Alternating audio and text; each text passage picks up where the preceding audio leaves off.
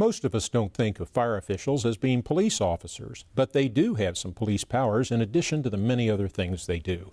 I'm Dan Ringer, and we'll talk about the many roles of the fire department right now on the Law Works. From West Virginia Public Broadcasting. Closed captioning for the Law Works is made possible by a grant from the Monongalia County Bar Association and by the Dietzler Family Foundation. People helping people. The Law Works is made possible by the generous support of the West Virginia State Bar, the West Virginia Association for Justice, and by ALPS, providing protection and peace of mind for West Virginia attorneys and their clients since 1988.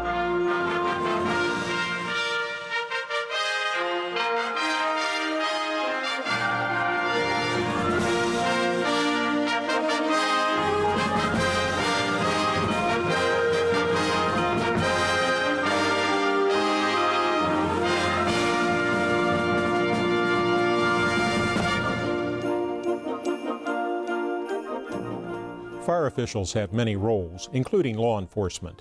My guest is Chief David Fetty of the Morgantown, West Virginia Fire Department. Chief Fetty, thank you for joining us. You're welcome.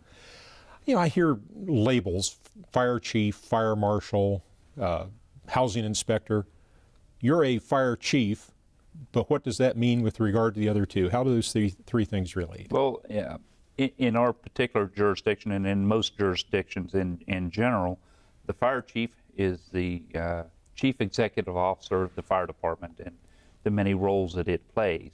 With regard to code enforcement officials, building codes and whatnot, they work very closely with them, but that's a different part of the system. Okay, well, what are fire marshals? Fire marshals are those in our department. They're the ones that are code proficient, fire code proficient, and have citation powers. So they can go out and issue a ticket, a citation to somebody for violating the law that's expressed in the fire codes. That's correct. Now there's a state fire marshal.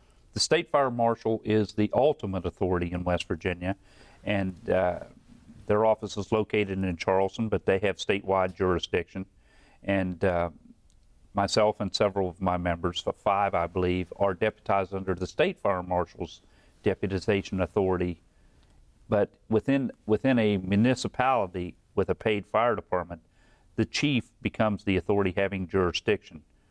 But now the fire marshal can override the chief, but it seldom happens. So in a town, a municipality, the fire department and the chief are kind of a self-contained fire unit, but there is a senior state official, the fire marshal, who oversees how these things work and how the state law is applied through the local fire department. That's correct. The hierarchy is that the governor appoints state fire commissioners, and there's 13 of those. And they're the body that adopts the state fire code and the building codes for the state of West Virginia. They in turn hire the state fire marshal, who has deputy fire marshals under him, and he's the enforcement authority for the codes that are adopted by the State Fire Commission.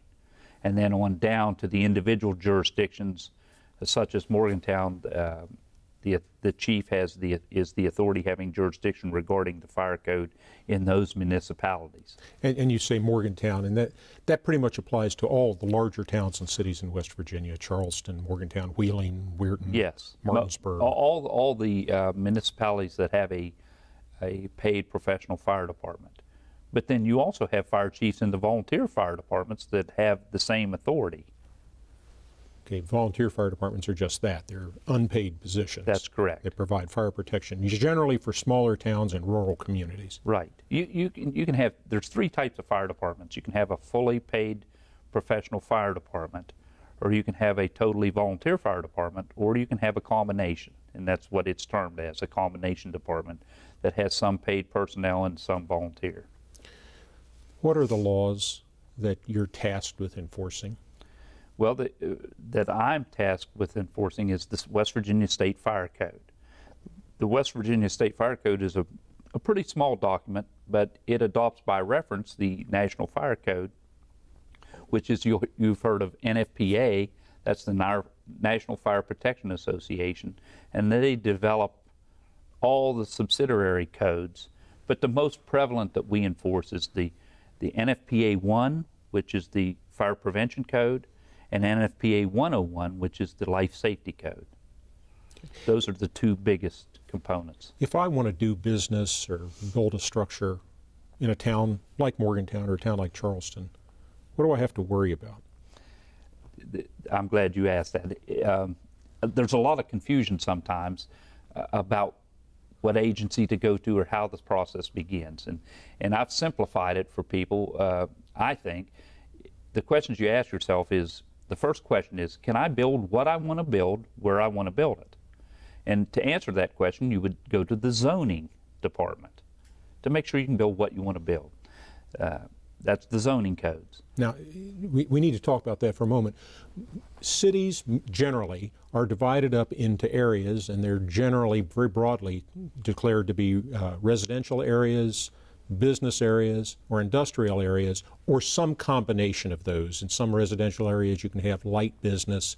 In some industrial areas, you can have some housing. But generally, city planners try to control the way the city or town develops. Now, you don't get involved directly in the zoning code. No. How it works is, and I know I'm oversimplifying these, but I do so people can get a basic understanding. So, like I said, the first question is, can I build what I want to build, where I want to build it, and that's zoning. You have to comply with the zoning issues. Secondly, you have the building codes. The building codes primarily are designed to make sure a structure is built and is adequate for its intended purpose. I'll give you an example. I can't build a very light commercial building and then make it a heavy storage building. You have capacities that have to meet and structural components. That's building inspections.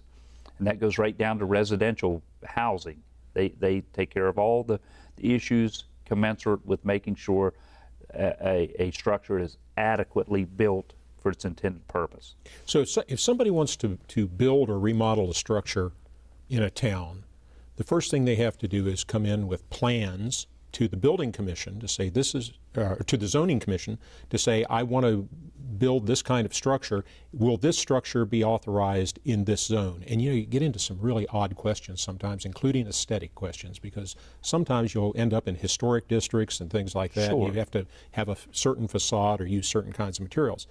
Then, if you find that you're okay to build it there, you don't have any permission to build it yet. You have to go to the building code office or building department, building department, and you have to then present your plans, and that's usually pretty specific plans, or can be. Yes. If you want to build a small retaining wall, maybe not so much, or an outbuilding. But if you're going to build a house or you're going to build a commercial building, you have to be pretty specific. Okay, I get my building permit. Now I'm ready to go build it. No, you haven't got your building permit yet because. But I've been to okay, what do I need now? Well, in Morgantown and most other jurisdictions, if they're progressive, the building inspection department will review your plans. However, they'll also refer you to the fire department to review those plans in applicable circumstances. I'll give you an example. The fire code, the West Virginia State Fire Code, exempts 1 or 2 family dwellings. So if it's a 1 or 2 family dwelling, we won't review the plans. But if it's a business occupancy, or it's going to be an assembly occupancy, or an apartment complex, then those plans will be submitted to the fire department so that we can review them and make sure they're compliant with the West Virginia State Fire Code. What kind of things do you look for to see if it's compliant? It depends on the occupancy type. You begin with the occupancy type.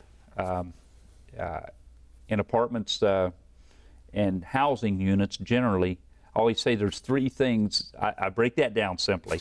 There's 3 things you want to be concerned about, and I call it the residential Bill of Rights. First off, if I'm living in an apartment complex or with other people or in a multifamily unit, I have the right to know if somebody's done something that could jeopardize my life. So if it's 3 apartments or 50 apartments, if somebody's apartment is on fire, I have the right to know that could potentially impact my life. So hence, an alarm system. The alarm systems vary depending upon the size of the structure and whatnot, but basically an alarm system. It may be as simple as a single station smoke detector, or it may be electrically supervised whole unit. The second right is that once that alarm goes off, I have the right to expect a tenable means of egress, meaning that if there is a fire in the building, given a reasonable period of time, I should be able to exit that structure. So that's your primary means of egress, and what that involves is hallways that are fire rated and doors that close so fires doesn't extend into my primary means of egress. Basically, simply, that I have a right to expect that I can get out of that building. The third right is that suppose a fire starts in that primary means of egress. I have the right to a second chance, and we call that a secondary means of escape. And what that is, that can be complex as a fire escape, or it could be as simple as a window in my bedroom area, that I can get out of that structure. If the fire's right outside my door, I have a second chance to get out. So those are the three things we're basically looking for in a residential type occupancy. That includes things like fire sprinklers, I suppose. Yes, it can. To keep the hallways clear. And yeah, that there again, it depends on. There's a lot of contingencies to pay, but primarily you start with the occupancy type, and you determine what type of occupancy it's going to be, and secondly, within the code, it's you have an existing, and you have a new. So, for example, if I'm building a new assembly, say I'm building a new hall of some sort, I'll look at the new assembly occupancy standards and apply those. But if I have one already, and it's already an assembly occupancy, I'll apply the existing. That can be pretty complex when you have a mix of new structures and old structures.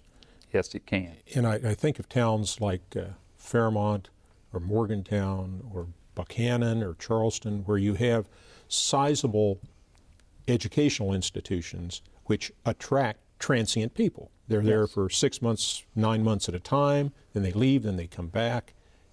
Occupants are changing residences constantly. Most of the residences are not owner-occupied, and many of them are really, really old. Yes.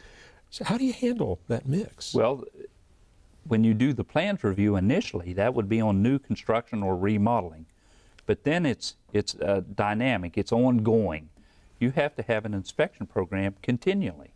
Because like you say, one person might move into this apartment and leave the apartment to where it's no longer code compliant. Say they take out a smoke detector or something.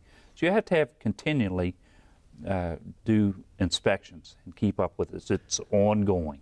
Okay, well, we have a fourth area of laws, the housing codes. Yes. And do those fall under your authority? No, we have going back just to reiterate, can I build what I want to build where I want to build it? Zoning. How do I have to build it so that it's structurally sound for its intended purpose? That's the building codes. How do I protect the residents, primarily get them out of that building if an emergency occurs, and in some cases protect some of the property? That's the fire codes. And lastly, the housing codes, what they do is make sure that after it's occupied, that a occupancy remains tenable.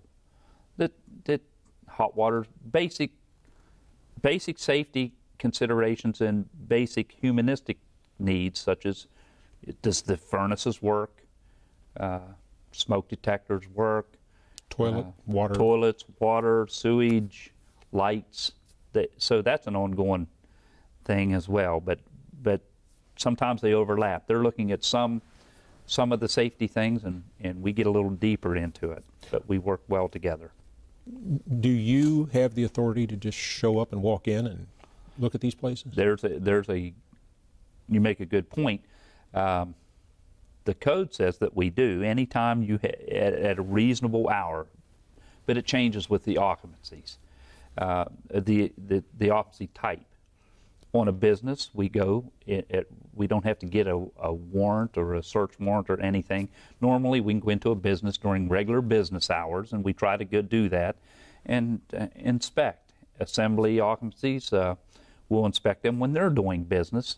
When you get into dwellings, that can be somewhat problematic because it's hard to catch people at home or whatnot. So what we're doing now is we're trying to call ahead and tell them they're going to be here at this time, and a lot of times we'll go with the housing inspectors at the same time and do an inspection collectively with the occupant's prior notification. But again, you don't do that in single-family residences or two-family residences. No. But where that can get a little muddled is that there is a occupancy type called lodging and rooming. And lodging and rooming is where you have, the legal definition is when a family can have up to 3 outsiders living in their house and still be considered a single-family dwelling, which exempts them from the fire code. But the intended purpose is that when you get more than 3 unrelated people living in a house, you start looking at it and classifying it as lodging and rooming, and the fire code does apply to those type structures. And sometimes that leads to headaches trying to figure out who's unrelated and what the relationship is and how long are they going to be there. It can, yes, and it can lead to questions of the integrity of the people. I don't want to get into all that. I'm related to all those people. Yeah, I'm related here or that, but we can. But what they need to understand is we're there for their protection. We want to make sure the intended purpose is that we can make sure that in the event of a fire, you're as protected as the law allows us to make sure that you are.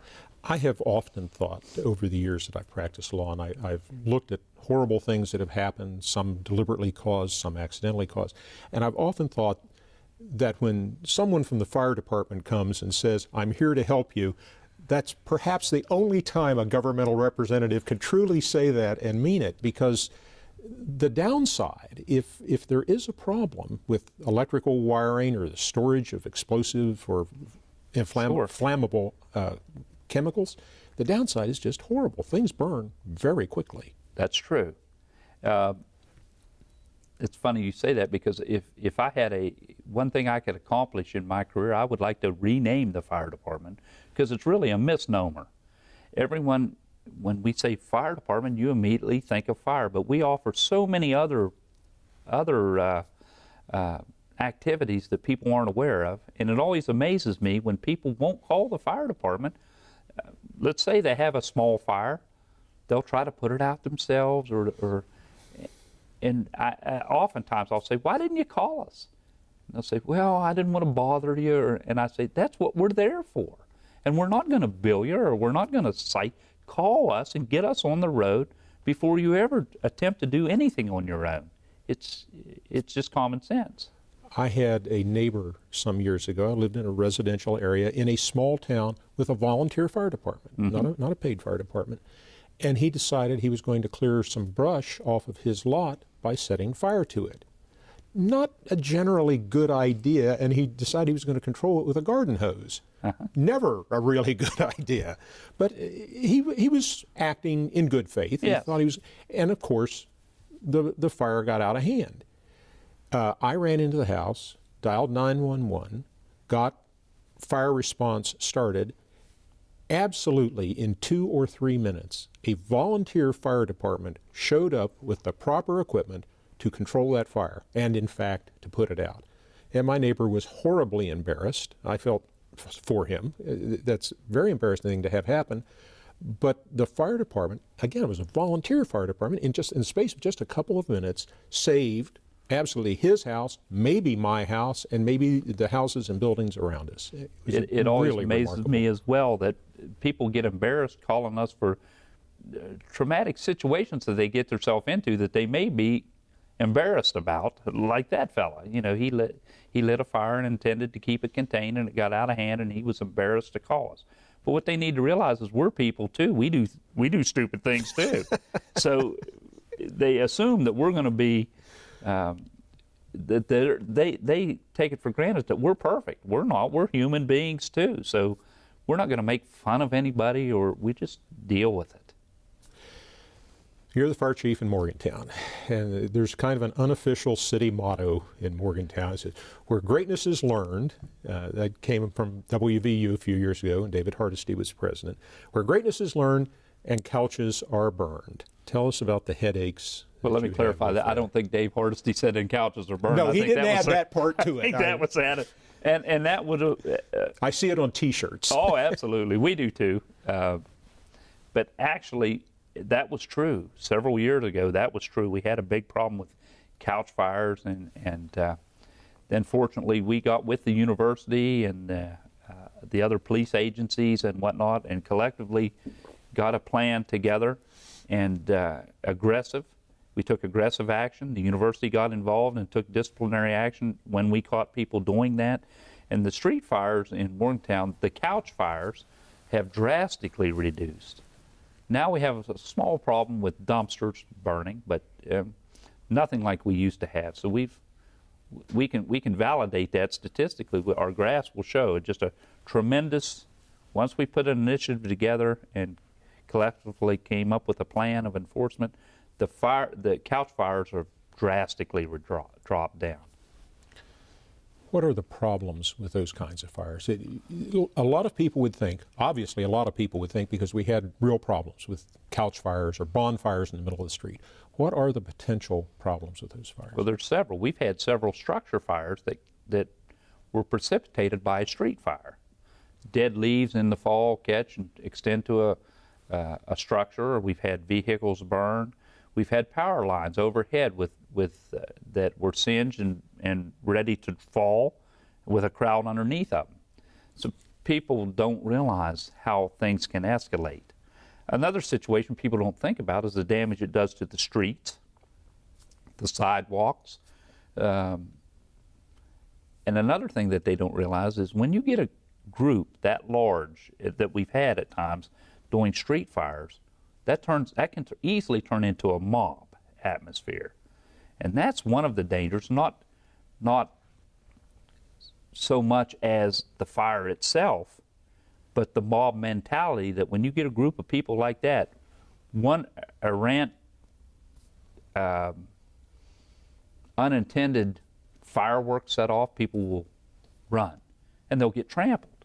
So those are ancillary problems that people don't think about with these street fires, but they're very problematic. We had a vehicle turned over right in the middle of the street at one time because of a mob mentality. So the best way is eliminate the source of the mob, the fires, and make it prohibitive for them to do that, and the crowds won't congregate and escalate. And we've had cases of firemen being attacked, being assaulted by mobs, police officers too, because you're breaking up the party. And a lot of times the people who are involved in these things have had more than a couple of drinks beyond their limit. And which impairs their judgment, and it's true. We've had bottles thrown at our vehicles. We've had firemen hit. And I'm sure it's not a malicious mindset, but it turns that way. It can turn that way. Anytime you talk with a fireman, you have to ask about the way things have changed since September 11th. Have you noticed a difference in attitude by the citizens toward the fire department? Yeah, but that dwindles with time too. I'll give an example. It's like, and this is sad to say, but when you have a disaster, immediately following the disaster, there's all kinds of support and money, and everyone's concerned about that agency. But that period is short-lived, and then people start forgetting or relaxing, and I've noticed that. But that's how it's always been, not just after 9/11, just in general. I can give you an example. Many, many years ago when I first started, there was no smoke detector ordinances in Morgantown. And we had 3 young ladies killed in a fire down on Beechhurst. You probably remember, years and years ago, down by Knapp Hall, and that precipitated a smoke detector ordinance. But emergency services, it's a shame to say, but they're always reactive instead of proactive. You understand what I'm saying? You're kind of always fighting the last fire instead of getting ready for the next one. You read the fire code. You read blocked egress, or you locked exit doors. What that tells me is many people had to die, and then they'll write a code addressing it. It's always reactive. So there's been a lot of changes after 9/11 with communications and interagency cooperation. So a lot happened after that. Some of it not, in my opinion, some of it not too good. The emphasis now is on possibilities versus probabilities. We have millions and millions and millions of dollars spent on the possibility that we could be attacked again. But it's always been my mindset, we should probably put our focus and that money and those resources into the probabilities and prepare for them, and then we'll at least be more prepared for the possibilities. Chief David Fetty, thank you very much, sir, for You're being welcome. with us. Thank you also for being with us. On behalf of the Law Works, I'm Dan Ringer. Good evening. If you want to know if you need a lawyer, you can discuss your problems with a lawyer by calling the West Virginia State Bar Helpline, toll-free Tuesday evenings from 6 to 8 at 1-800-642-3617. On the LawWorks webpage at thelawworks.org, you'll find a complete listing of all the LawWorks show topics, information on how to obtain copies of the program, and additional information about this show's topic. You'll also find a list of legal resources that can help answer your legal questions. If you would like to suggest a topic for a future The LawWorks show, you can send us email to thelawworks@comcast.net.